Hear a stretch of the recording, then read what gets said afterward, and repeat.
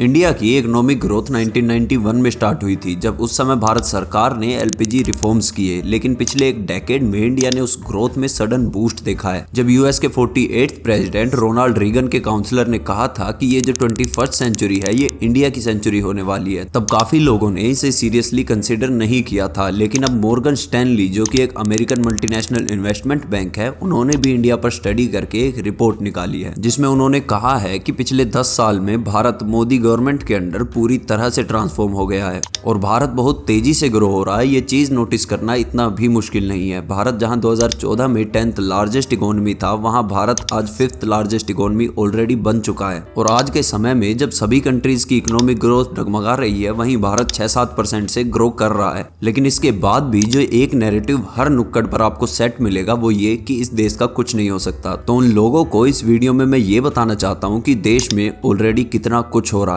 तो शुरुआत करते हैं उस चीज से जिस पर मोदी गवर्नमेंट का बहुत बड़ा फोकस शुरुआत से ही रहा है और जो शायद किसी भी कंट्री की डेवलपमेंट का रीजन और बेंचमार्क दोनों हो सकता है, इंफ्रास्ट्रक्चर। 1991 में रिफॉर्म्स के बाद जब भारत में डायरेक्ट या इनडायरेक्ट फॉरेन इन्वेस्टमेंट आने लगा, तो उस समय भारत बहुत जल्दी ही इंडस्ट्रियल सेक्टर और इंफ्रास्ट्रक्चर में हैविली इन्वेस्ट करने लगा। लेकिन इंडिया में सबसे बड़ी जो प्रॉब्लम थी वो ये कि गवर्नमेंट इंफ्रास्ट्रक्चर प्रोजेक्ट शुरू तो करती थी लेकिन टाइम पर कभी पूरा नहीं कर पाती थी। लेकिन मोदी गवर्नमेंट ने आते ही पहले 16 महीनों में 155 रुके हुए प्रोजेक्ट्स जिनकी वैल्यू 5.5 लाख करोड़ थी, उनको ग्रीन सिग्नल दिया। इसके अलावा भारत सरकार ने public private partnership model introduce किया, जिससे कि गवर्नमेंट पर लोड कम हुआ और इंफ्रास्ट्रक्चर की डेवलपमेंट और भी तेजी से हो पाई। जिसके रिजल्ट्स ये हुए कि भारत ने 2014 से 2021 तक नेशनल हाईवेज की लेंथ में 54% का इंक्रीज किया है। नेशनल हाईवेज की ग्रोथ कितनी तेजी से हुई है ये आप इस ग्राफ से समझ सकते हैं। नवंबर 2022 तक इंडिया में 140,000 किलोमीटर के हाईवे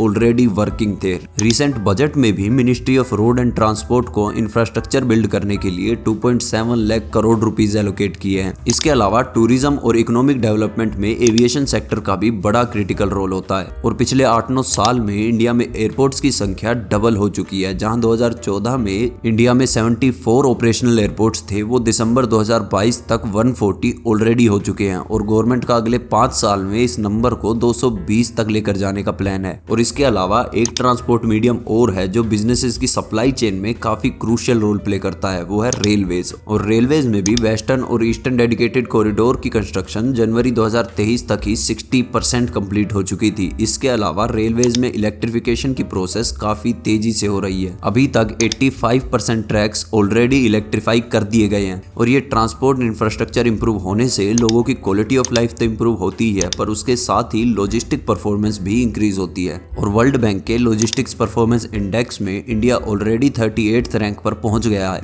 और जब लोगों की क्वालिटी ऑफ लाइफ की इंप्रूवमेंट की बात हो ही रही है, तो थोड़ा इसके भी डेटा पर नजर डाल लेते हैं। वर्ल्ड पॉवर्टी क्लॉक के अकॉर्डिंग 2016 में भारत में करीब 124 मिलियन एक्सट्रीम पॉवर्टी में रहने वाले लोग थे और 2022 में ये नंबर सिर्फ 15 मिलियन रह गया है। यानी कि भारत में करीब 44 लोग हर मिनट एक्सट्रीम पॉवर्टी से बाहर निकल रहे हैं। इसके अलावा ये मैप जो कुछ दिन पहले सोशल मीडिया पर भी काफी वायरल हो रहा था, ये मैप दिखाता है कि इंडिया में किस एरिया में कितने लोगों के घरों में टैप वाटर पहुंचा है। ये मैप 2019 का है, जब भारत में जल जीवन मिशन को इंट्रोड्यूस नहीं किया गया था। अब इसको कंपेयर करें अगर मई 2023 से, तो अब ये मैप कुछ ऐसा दिखाई देता है। अब एक मैप और देखिए जो दिखाता है कि कितने भारतीय घरों में टॉयलेट्स की सुविधा है। इसमें भी 2014 से 2017 के बीच कितना डिफरेंस आया है ये साफ देखा जा सकता है। इसके अलावा अगर बिजली की सुविधा की बात करें तो नेशनल फैमिली हेल्थ सर्वे के अकॉर्डिंग भारत के 97% हाउस होल्ड्स में बिजली की सुविधा उपलब्ध है। और ऐसी ढेरों इंप्रूवमेंट्स का रिजल्ट है कि 1990 में इंडिया में लोगों की लाइफ एक्सपेक्टेंसी 59 ईयर्स हुआ करती थी, वो आज बढ़कर 70.8 पहुंच गई है। और इसी के साथ हमारी पर कैपिटा इनकम भी इंप्रूव हुई है।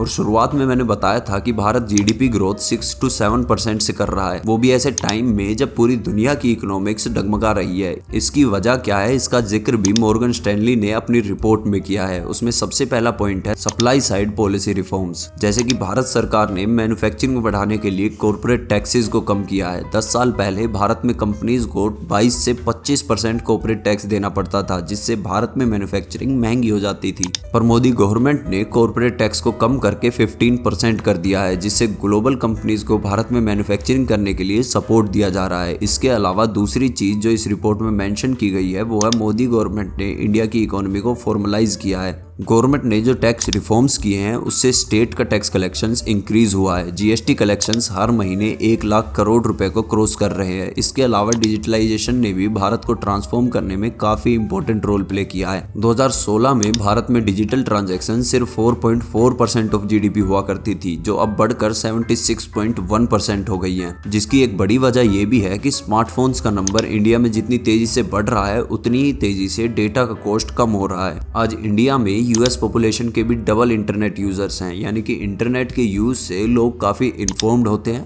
और कोई भी अगर इंडिया के खिलाफ झूठ या नैरेटिव सेट करने की कोशिश करता है तो इंटरनेट पर उसका फैक्ट चेक करने के लिए बहुत लोग हैं, जिससे एक देश की सॉफ्ट पावर इंक्रीज होती है। इसके अलावा जन धन योजना, रियल एस्टेट में किए गए रिफॉर्म्स, मिलिट्री का मॉडर्नाइजेशन और इंडिया में खुद अपने वेपन्स न सिर्फ मैन्युफैक्चर करना बल्कि एक्सपोर्ट भी करना, इंसॉल्वेंसी और बैंकरप्सी कोड को इंट्रोड्यूस करना, जिससे बैंक्स का एनपीए धीरे धीरे कम हो रहा है और यंग एंटरप्रेन्योर्स को सपोर्ट मिल रहा है। ये सारी बातें वो हैं जिनकी बात अगर वीडियो में डिटेल में करने लगे तो वीडियो बहुत ही लंबी हो जाएगी। इन सभी चीजों पर आप खुद से जानकारी प्राप्त कर सकते हैं। अगर वीडियो अच्छा लगा हो तो वीडियो को लाइक और शेयर जरूर करना अपने उन दोस्तों के साथ जिनको लगता है कि इस देश का कुछ नहीं हो सकता।